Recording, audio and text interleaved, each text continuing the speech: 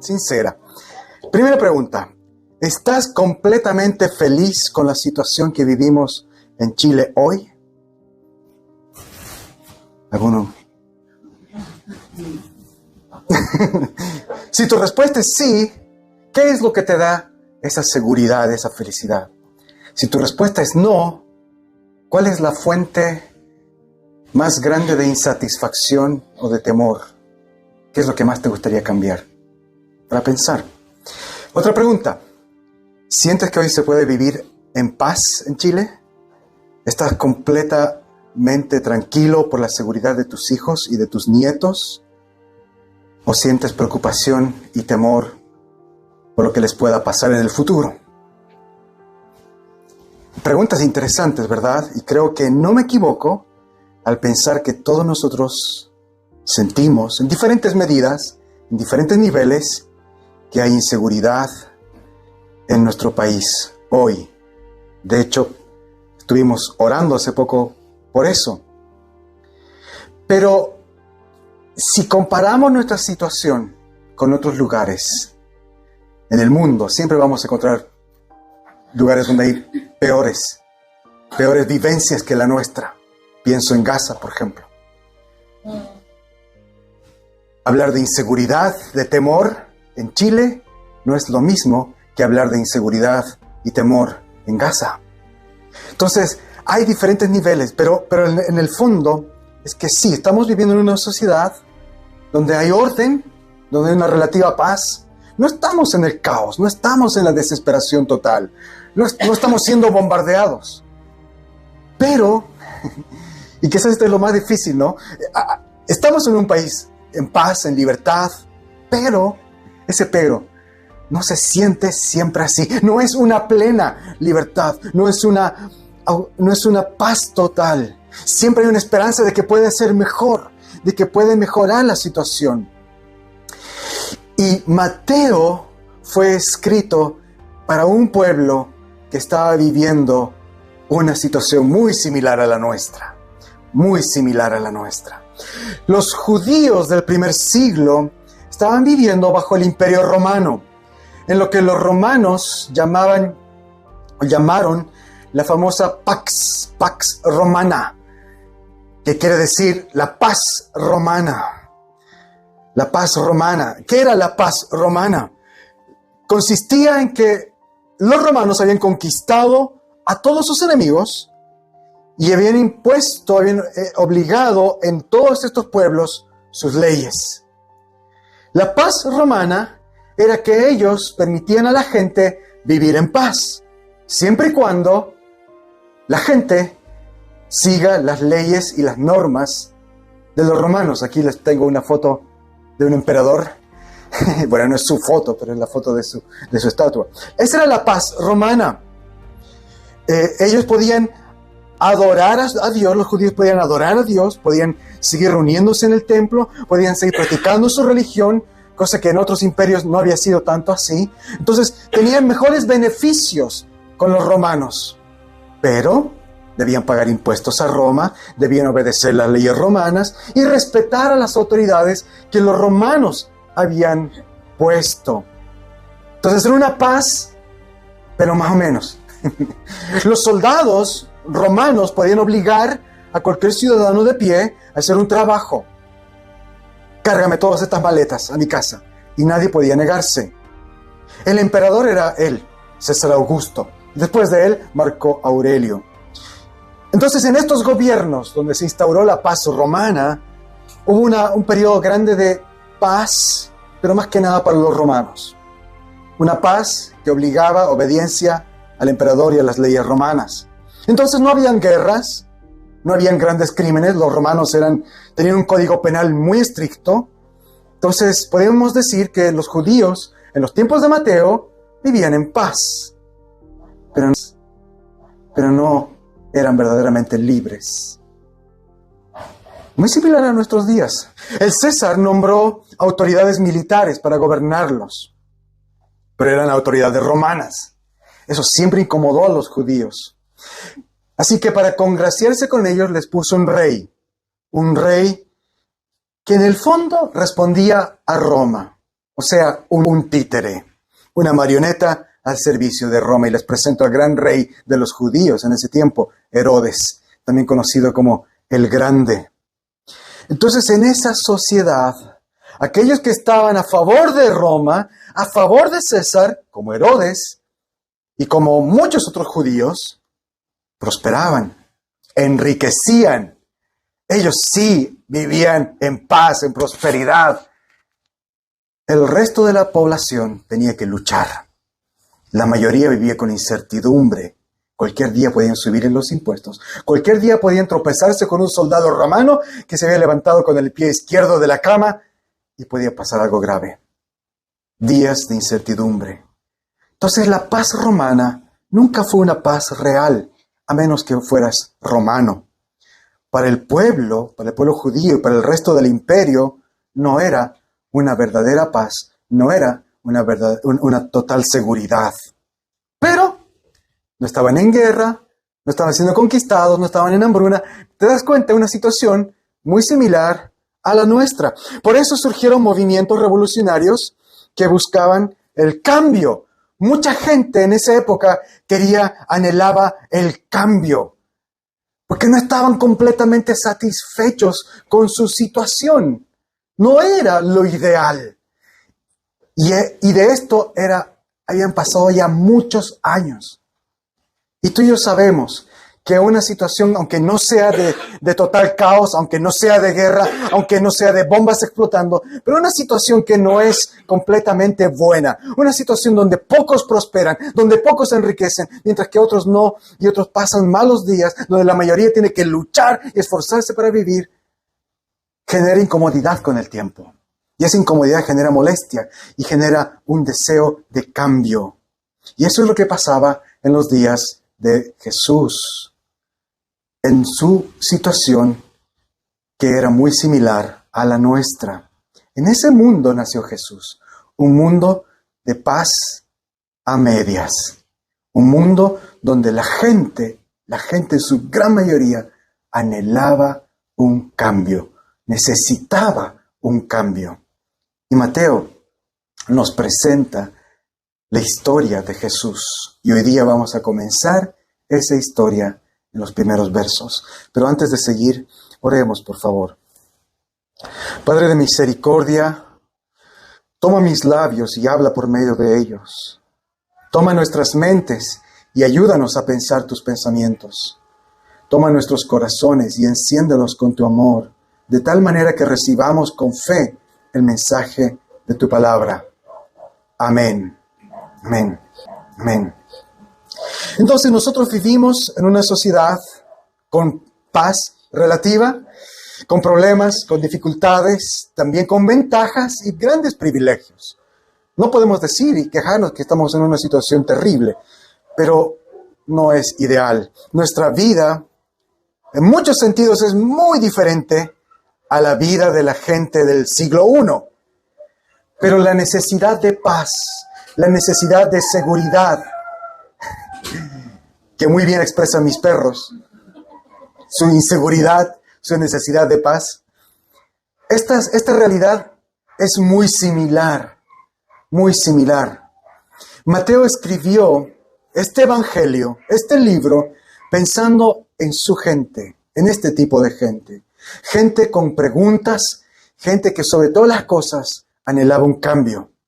Y Mateo tiene buenas noticias para nosotros. Vamos a ir al inicio de su obra. Abre tu Biblia, o si no, mira al frente, en Mateo 1, verso 1. Así comienza Mateo su obra. Libro de la genealogía de Jesucristo, hijo de David, hijo de Abraham. Y en este solo verso, Mateo nos está diciendo muchas cosas. En primer lugar, él está usando una palabra muy interesante, muy interesante. Yo puse ese arbolito ahí porque generalmente ese arbolito representa ¿qué? Una genealogía. ¿Qué es una genealogía? Una lista de antepasados, de ancestros, ¿no es cierto? Pero en realidad Mateo está usando aquí una palabra griega, que está aquí al frente también. Esa palabra griega, ¿qué quiere decir? ¿Cuál es esa palabra? Es la palabra griega Génesis. Génesis, que es de hecho el título del primer libro de la Biblia. Mateo está usando la palabra Génesis. Génesis se ha traducido como genealogía. ¿Qué quiere decir Génesis? Génesis literalmente quiere decir el comienzo, el principio. Entonces Mateo escribió, este es el comienzo, este es el principio. Ahora, ¿el comienzo, el principio de qué? De la descendencia de los antepasados de Jesús. ¿De dónde viene Jesús? Viene de esta lista de antepasados. Pero es interesante. Mateo podría haber dicho, estos son los antepasados de Jesús. Pero él usó la palabra, este es el comienzo. Esta es la genealogía. Este es el Génesis. Y yo creo que Mateo está usando esto con un propósito muy importante. De hecho, cuando leemos la historia de la Biblia, encontramos esta misma palabra, Génesis, en el comienzo de la Biblia, en el libro de Génesis, para hablar de los comienzos, de los orígenes. Mateo está usando esta palabra para hablar de los antepasados de Jesús, pero en una forma muy sutil, muy poderosa. Él está diciendo, viene un nuevo comienzo, un nuevo comienzo, un nuevo inicio. Algo nuevo está por suceder y tiene que ver con el descendiente de David, de Abraham. Tiene que ver con Jesús. Del mismo modo que Génesis presenta la historia del comienzo de todo, Mateo nos presenta la historia de un nuevo comienzo. Ha llegado el Mesías, ha llegado Jesús. Mateo dice que Jesús es el hijo de David y el hijo de Abraham. Estas palabras tienen un significado muy poderoso para los judíos, para quienes está escribiendo Mateo. Para nosotros no significa mucho, porque no estamos tan familiarizados con estos dos nombres. ¿Quiénes eran David? ¿Quiénes eran Abraham? ¿Y por qué dice que es hijo de David, hijo de Abraham? De hecho, toda la lista de antepasados que Mateo presenta aquí, en esta genealogía, está llena de significados. Pero antes de ir a la lista, veamos qué es lo que dice acerca de Jesús. Nuevamente vamos al verso 1. Verso 1, Mateo dice, esta es la genealogía, este es un nuevo comienzo. Este es el comienzo. ¿De quién? De Jesucristo. Jesucristo. Y aquí tengo que aclarar una cosa que también es importante. En la cultura judía había una costumbre muy diferente a la nuestra. En nuestra cultura tenemos dos nombres. Por ejemplo, mi hermano Marcos. ¿Cómo te llamas, Marcos? Marcos Augusto, como el César, qué romano, Marcos Augusto. Nosotros tenemos esa costumbre de llevar dos nombres, incluso hasta tres. He conocido incluso gente con 4 nombres. En la época y en la cultura judía, la gente solo tenía un nombre, un solo nombre. Y ese nombre tenía que tener un significado, por lo general un significado muy importante, un significado religioso. Mateo trata de Jesús. El nombre del protagonista de Mateo es Jesús. Jesús es su nombre. Jesús proviene del griego, que significa el Señor salva. El Señor salva. Jesús recibió ese nombre porque él iba a ser el Salvador. Pero lo que me llama la atención es que cuando Mateo escribe su evangelio, él dice que es la genealogía de Jesucristo. Jesucristo. Muchos han pensado que Cristo es el segundo nombre de Jesús. Jesús Cristo. Así como Marcos Augusto. Pero no. Ya he dicho que en esa época la costumbre era usar un solo nombre. El nombre de nuestro protagonista, del protagonista del libro de Mateo, es Jesús. Entonces, ¿qué es Cristo? Cristo es un título muy importante. Cristo viene de una palabra hebrea, viene de una palabra hebrea que en hebreo es muy diferente. En hebreo es Mesías. La palabra Cristo está en griego. No quiero confundirles aquí con tanto idioma, pero en resumen, Cristo y Mesías significan exactamente lo mismo, solo que están en dos idiomas diferentes. Y ambos son títulos, no son segundos nombres. Cristo y Mesías significan ungido, el ungido. Eso es un título.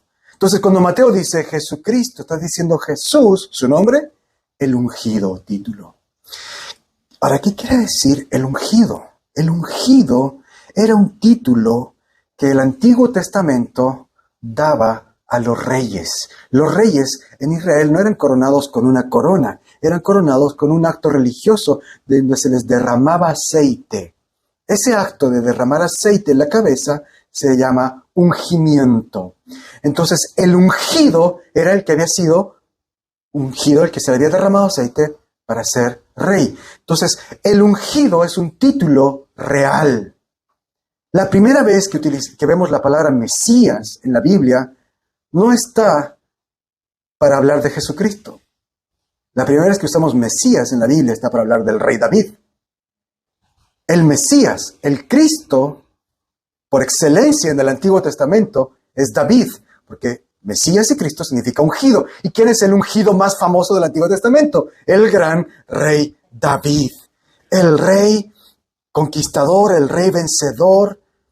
Entonces esta palabra, Mesías, ungido, es un título real, que en los tiempos de Jesús era un título que en la gente despertaba muchos anhelos. Porque en los tiempos de Jesús no tenían rey. Israel había dejado de tener un rey propio. Y como les dije al comienzo, los romanos habían puesto un rey, pero era un rey títere.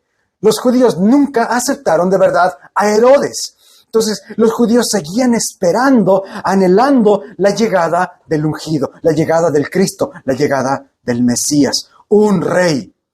¿Y por qué seguían esperando? Porque en el Antiguo Testamento Dios le había prometido a David, por medio de un profeta, que siempre iba a haber un reino, un rey descendiente de él. Mira estos pasajes. Estos dos pasajes son del Antiguo Testamento, profecías sobre David. Dios le dijo a él: yo elegiré a uno de tus propios hijos y afirmaré su reinado. Y más adelante, afirmaré tu trono, el cual permanecerá para siempre. Dios había prometido que el trono de David iba a estar siempre vigente y que un descendiente de David iba a estar en el trono. Pero en los tiempos de Jesús no había rey sobre Israel, y el rey que estaba ahí, que llevaba el título de rey de Israel, era un fantoche, un pusilánime, un títere de Roma.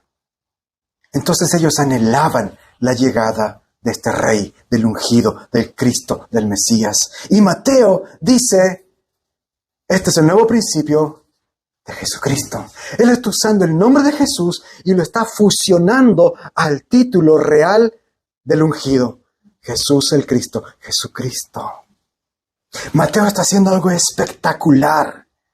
Él está presentando a Jesús como el cumplimiento de ese anhelo esperado por la llegada del Hijo de David. Por eso es que inmediatamente Mateo después dice que Jesús es hijo de David. Lo que está haciendo aquí Mateo es que no solamente va a demostrar que Jesús desciende del linaje de David, es descendiente de David, sino que está diciendo que Jesús es el rey descendiente de David, aquel quien iba a ocupar el trono de David, su padre. Hijo de David, hijo de David. Entonces, Cristo no es un apellido, no es su segundo nombre, es el título profético del rey descendiente de David. Por eso Mateo dice que Jesús es hijo de David. Pero luego hay una expresión muy interesante. Entre paréntesis, volviendo a hijo de David, Mateo va a usar este título 17 veces en todo el Evangelio, más que en cualquier otro libro de todo el Nuevo Testamento. Hijo de David es muy importante para Mateo, ese título es muy importante, porque Jesús es el Rey triunfante, victorioso. Ahora, Mateo dice que Jesús es también hijo de Abraham.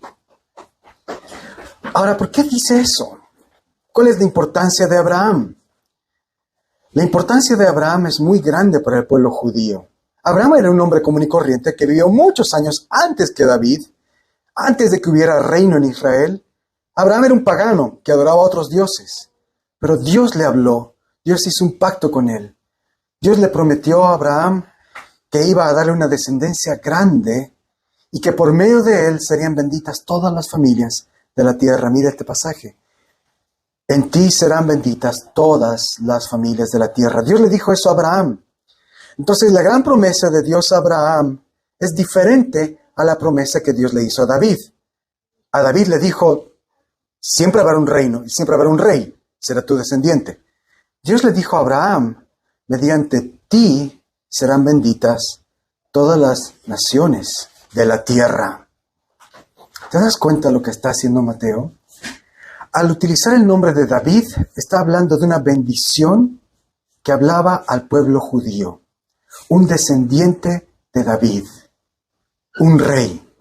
Pero al hablar de Abraham, está hablando de una bendición que tiene que ver con todo el mundo, con todas las naciones de la tierra. Mateo está haciendo algo muy potente en la forma como introduce a Jesús. Está diciendo, este es el nuevo comienzo. Hay un nuevo comienzo. Tiene que ver con Jesús. Él viene a cumplir las promesas dadas a David de un reino y las promesas dadas a Abraham de bendición a todas las familias del mundo. Hermanos, no tenemos tiempo para ver el resto del pasaje, lo vamos a ver la próxima semana.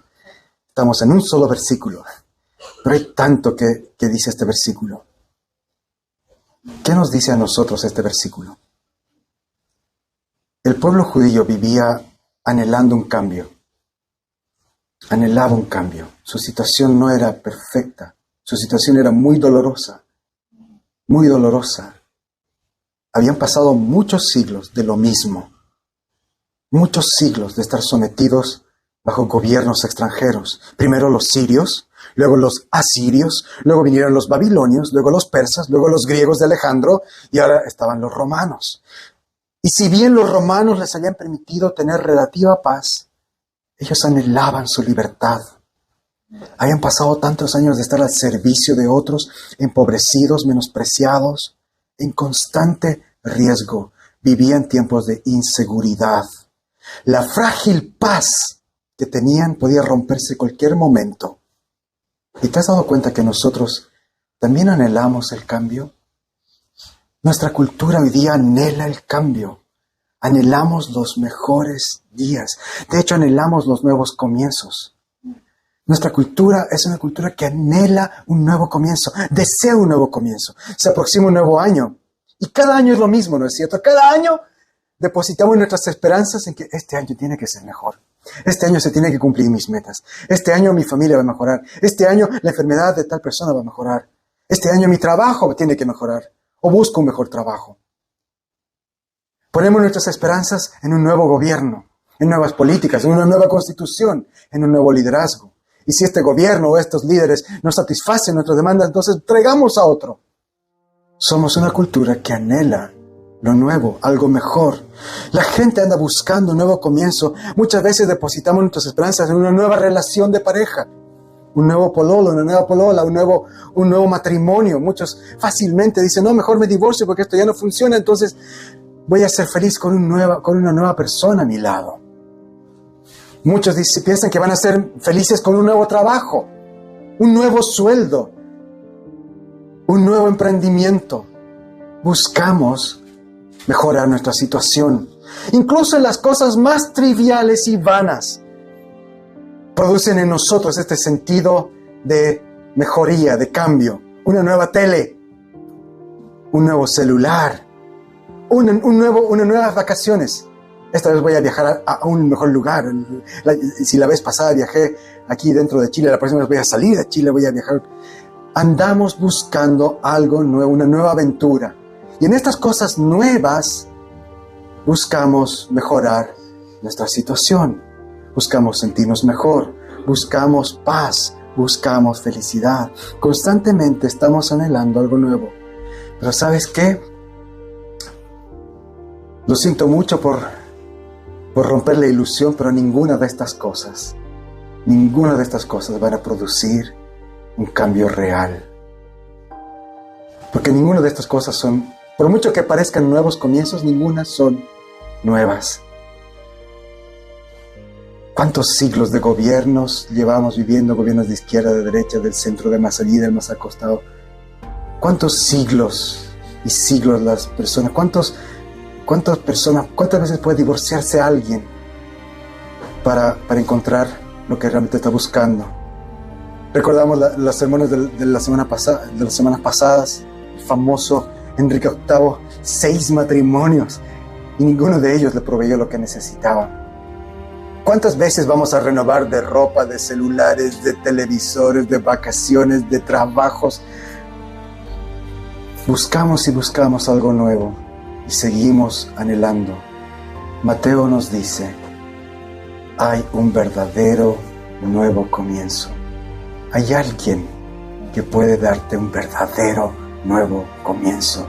Hay alguien quien es Jesús el Salvador y al mismo tiempo el Cristo, el Hijo de Dios, el Mesías, el Rey. Hay alguien que tiene verdaderas respuestas a todas tus necesidades. Hay alguien que ha venido y que ha inaugurado un reino que es muy diferente a cualquier otro reino de esta tierra. Hay alguien que viene a traer buenas noticias. Hay alguien que puede producir en ti plena satisfacción y seguridad y paz.